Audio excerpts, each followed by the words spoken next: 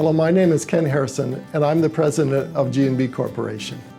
GNB is well known around the world with our work with satellite testing.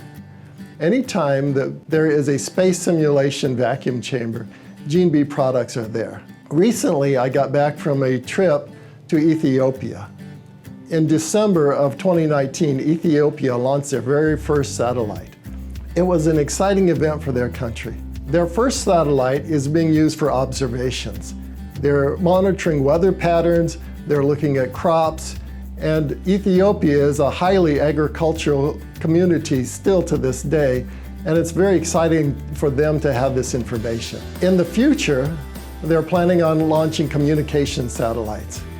Ethiopia wants to be the digital communication hub of Africa, and they are the only country in that region that is launching satellites.